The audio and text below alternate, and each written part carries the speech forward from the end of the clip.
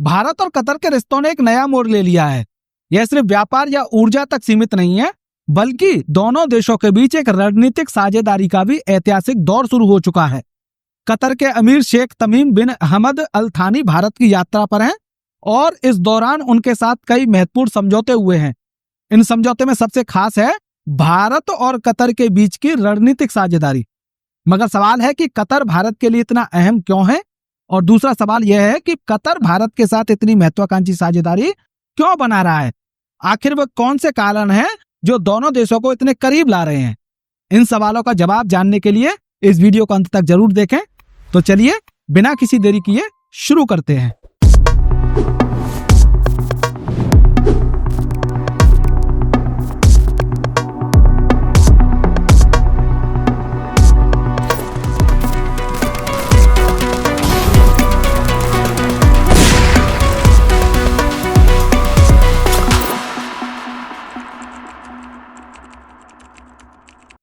सोमवार यानी 17 फरवरी 2025 की रात जब कतर के अमीर शेख तमीम बिन हमद अल थानी भारत पहुंचे तो उनके स्वागत में एक असाधारण दृश्य देखने को मिला।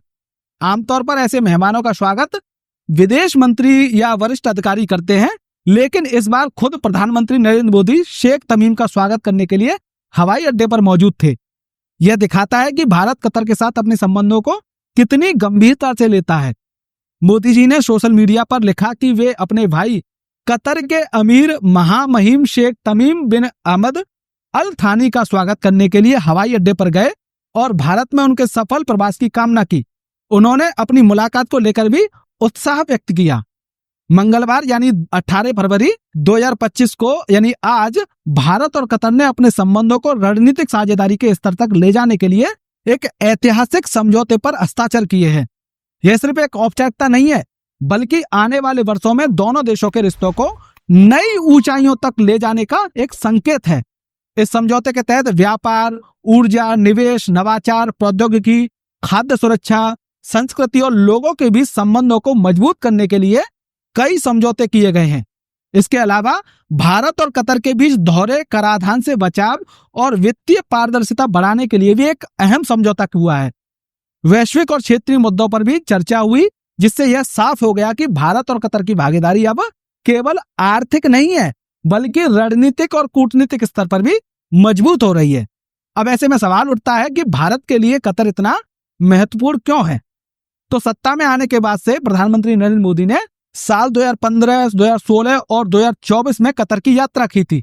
उनकी कतर के अमीर तमीम बिन अहमद अल थानी से मुलाकात हुई। इसके अलावा सितंबर 2019 में संयुक्त राष्ट्र महासभा और दिसंबर 2023 में दुबई में हुए जलवायु सम्मेलन के दौरान भी दोनों नेताओं के बीच मुलाकात हुई थी। यह दर्शाता है कि भारत और कतर एक दूसरे से जो संबंध है उनको कितनी प्राथमिकता देते हैं। और इसका सबसे बड़ा कारण है ऊर्जा आपूर्ति। भारत अपने कुल लिक्विफाइड नेचुरल गैस यानी कि एलएनजी का जो आयात है उसका 50% और लिक्विफाइड पेट्रोलियम गैस यानी एलपीजी का 30% कतर से आयात करता है। फरवरी 2024 में दोनों देशों ने अगले 20 साल के लिए एक अहम समझौता किया था, जिसके तहत भारत 2048 तक कतर से एलएनजी खरीदेगा।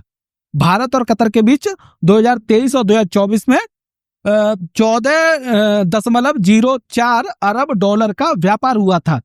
भारत ने 1.70 अरब डॉलर मूल्य का सामान कतर को निर्यात किया, तो जबकि कतर से 12.34 अरब डॉलर का आयात किया। साल 2019-2020 में दोनों देशों के बीच व्यापार 10.95 अरब डॉलर, जबकि 2020 से 2021 में 9.21 अरब डॉलर और 2021-22 में 15.03 अरब डॉलर रहा। और वहीं 2022 और 23 में यह व्यापार 18.77 अरब डॉलर तक पहुंच गया था। कतर से भारत जो है LNG, LPG, ethylene, propylene, ammonia, urea, chemicals, plastic और एल्यूमिनियम जैसे सामान खरीदता है। तो वहीं भारत से कतर जो है अनाज, तांबा, लोहा, स्टील, फल, सब्जियां, मसाले और प्रोसेस्ड फूड, इलेक्ट्रिक मशीनरी और कपड़े और रबर आदि आयात करता है। अब भारत के लिए जो कतर की कूटनीतिक स्थिति है वो भी मायने रखती है। दरअसल कतर जो है ना एक न्यूट्रल देश है और अमेरिका, सऊदी अरब, ईरान, तुर्की और इजराइल जैसे देशों के साथ उसके अच्छे संबंध हैं। यह स्थिति भारत को अंतर्राष्ट्रीय दबाव से मुक्त होकर व्यापार और निवेश के अवसर प्रदान करती है।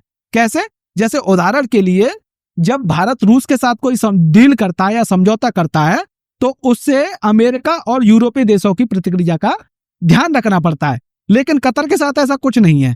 ऐसा कोई दबाव नहीं होता कतर के साथ समझौता करने में। वह ईरान और सऊदी अरब की फिक्र किए बिना अपने हितों को ध्यान में रखकर कतर के साथ आगे बढ़ सकता है, इसलिए उसकी रणनीतिक स्थिति भारत के लिए मायने रखती है। इसके अलावा कतर एक सॉफ्ट पावर भी है, मध्यस्थ के तौर पर उसका नाम चर्चा में रहता है। अब जब हमास और इजराइल के बीच जो संघर्ष हुआ तो जब मध्यस्थता की बात आई तो उसमें कतर की मदद ली गई। ऐसा इसलिए क्योंकि उसकी सुनी जाती है।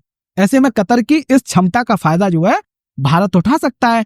भारत अंतर्राष्ट्रीय मामलों में इस क्षमता का फायदा उठा सकता है। कतर की अर्थव्यवस्था में भारतीय कंपनियों और श्रमिकों का भी महत्वपूर्ण भूमिका है।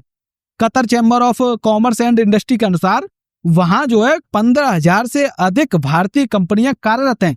इनमें Larsen and Toubro, Voltas, Shapurji, Pallonji, Wipro, TCS और महिंद्रा जैसी बड़ी कंपनियां शामिल हैं। कतर फाइनेंशियल सेंटर के अनुसार भारतीय कंपनियों ने कतर में करीब 450 मिलियन अमेरिकी डॉलर का निवेश किया है।